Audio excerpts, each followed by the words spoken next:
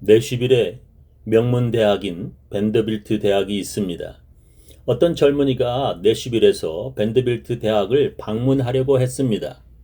그런데 그가 밴더빌트 대학이 어디에 있는지 몰라서 버스 운전사에게 물었습니다. 밴더빌트 대학에 어떻게 가야 합니까? 그랬더니 그 버스 운전사가 하는 말이 밴더빌트 대학교에 가려면 공부 열심히 해야 한다고 대답했습니다. 그가 그냥 그 대학교에 방문해 보려고 물었는데 그 버스 기사는 오해를 한 것이었습니다. 누가 그것을 모릅니까? 우리는 좋은 대학교에 가려면 공부 열심히 해야 한다는 것을 잘 알고 있습니다. 근데 문제는 그렇게 잘 알고 있는 것을 행동으로 잘하지 못한다는 것입니다. 어떤 사람은 하루나 며칠 동안은 공부를 열심히 잘하지만 몇 주 또는 몇 달 지나면 포기합니다. 공부를 잘 하려면 며칠이나 몇 달 열심히 공부한다고 되는 것이 아닙니다. 몇 년 동안 꾸준히 그리고 열심히 공부해야 좋은 대학교에 들어갈 수 있습니다. 어떻게 그렇게 몇 년을 꾸준히 그리고 성실하게 공부할 수 있습니까? 그것은 조금씩 연습해야 합니다. 공부하기 위해 의자에 앉는 것부터 시작해야 합니다. 의자에 앉아 책을 보면서 처음엔 30분씩 앉아 있는 것부터 연습해야 합니다. 그리고 그 시간을 조금씩 늘려가야 합니다. 그렇게 하다 보면 책상에서 공부하는 시간이 조금씩 늘려가게 됩니다. 그런데 그것보다 더 중요한 것이 있습니다. 그것은 집중력입니다. 앉아 있는 것이 중요한 것이 아니라 집중하여 공부하는 것이 더 중요합니다. 집중력은 공부하는데 아주 중요합니다. 집중력이 없으면 아무리 오래 앉아 책을 보아도 아무런 소득이 없습니다.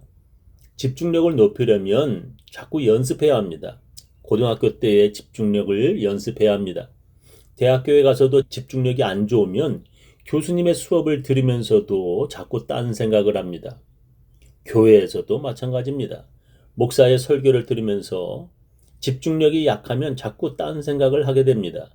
그러면 앉아 있다 해도 목사의 설교를 듣지 못하는 것입니다. 집중력도 연습해야 좋아집니다. 내가 들어보겠다고 다짐하고 집중력을 잃지 않겠다고 또 결심하면서 연습해야 합니다. 오늘 제 설교 제목은 핍박을 면하려입니다. 그동안 우리는 갈라디아서를 배웠는데 오늘이 마지막 시간이 되겠습니다. 오늘 성경 본문에 사도 바울이 마지막으로 갈라디아 교인들에게 작별 인사를 하고 있습니다. 내가 그들에게 마지막으로 하고 싶은 말은 핍박을 피하려 하지 말라는 것입니다. 할례를 받아야 구원받는다고 주장하는 유대인 크리스천들은 핍박을 면하려는 자들이라고 사도 바울은 말합니다. 물은 육체의 모양을 내려 하는 자들이 억지로 너희로 할례 받게 하려 함은 저희가 그리스도의 십자가를 인하여 핍박을 면하려 함뿐이라 했습니다.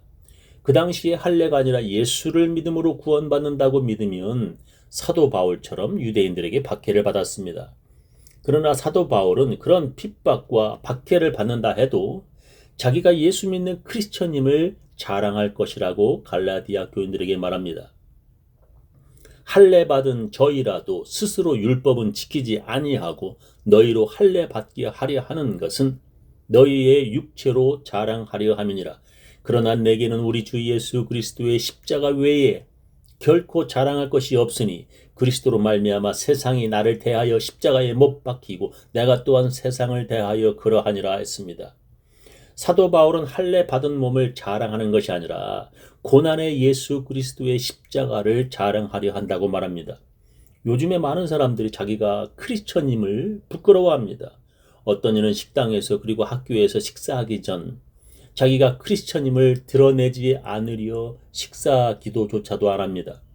요즘엔 자기가 동성연애자라는 것을 당당하게 밝히기까지 하는데 자기가 교회 다닌다는 것도 밝히지 않으려는 사람들도 있습니다. 뭐가 그렇게 부끄럽습니까? 예수 믿는 것이 부끄럽습니까? 예수님께서 그런 자들에게 이렇게 말씀하셨습니다. 누구든지 나와 내 말을 부끄러워하면 인자도 자기와 아버지와 거룩한 천사들의 영광으로 올 때에 그 사람을 부끄러워하리라 했습니다. 그런데도 자기가 교회 다닌다는 것을 부끄러워하는 사람들이 있습니다.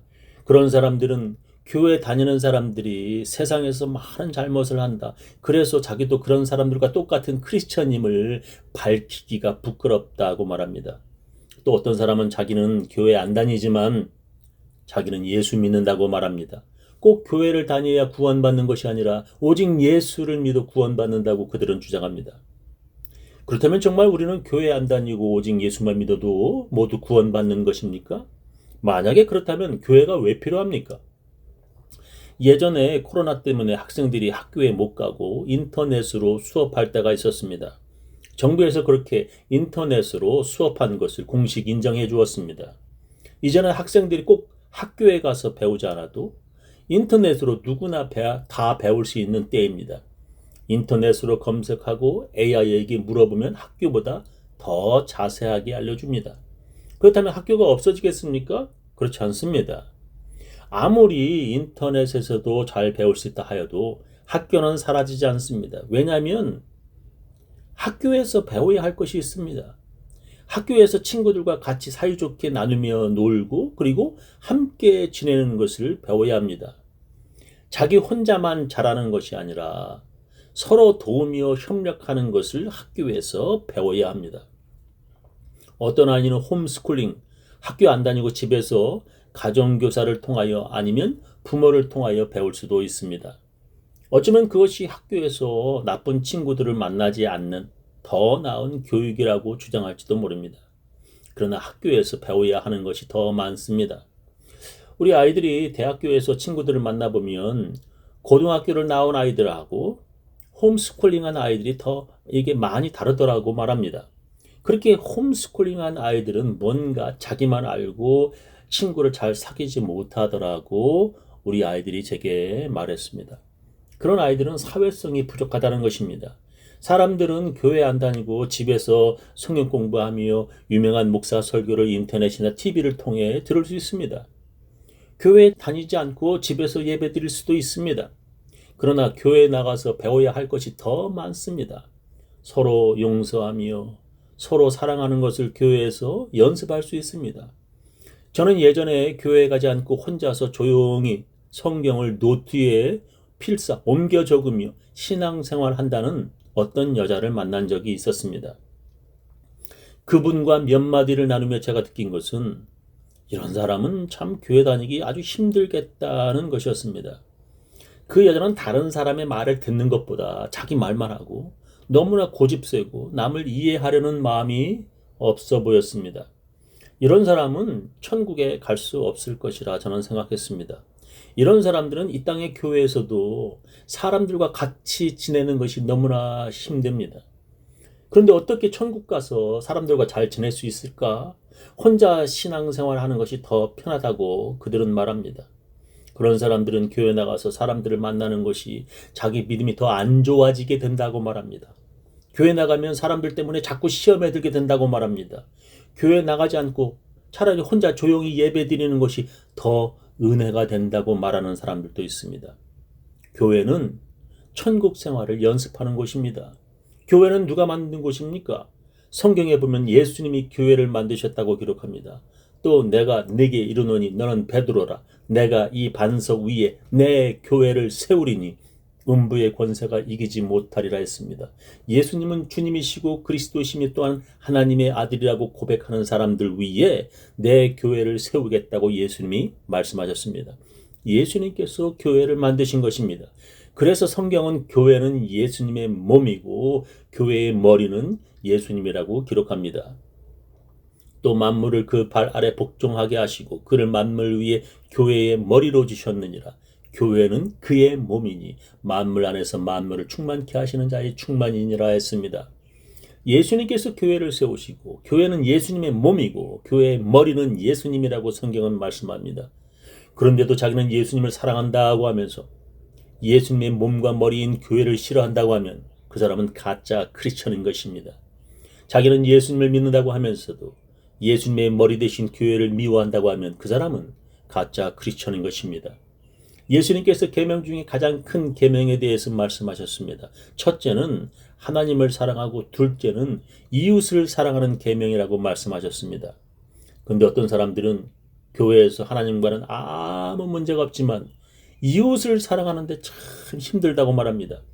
교회에서 자기와 하나님과는 아무 문제가 없지만 교인들과의 관계는 아주 힘들다고 말합니다. 하나님은 사랑하지만 이웃을 사랑할 수 없는 사람들은 모두 다 가짜 크리스천들입니다. 성경은 그런 사람들에게 이렇게 말씀하십니다.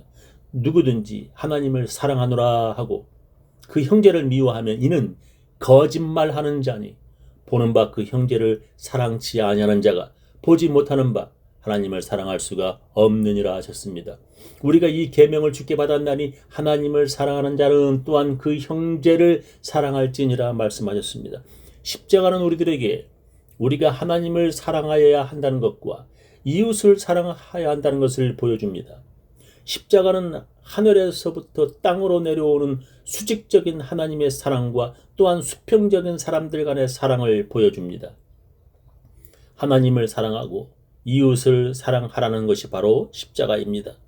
예수님은 우리들에게 그런 십자가의 사랑을 보여주셨고 또한 우리들에게 그렇게 사랑하라고 명령하십니다. 저는 우리 교인들 모두 교회에서 그런 십자가 사랑을 하시면서 살아가시기를 예수님의 이름으로 축원합니다.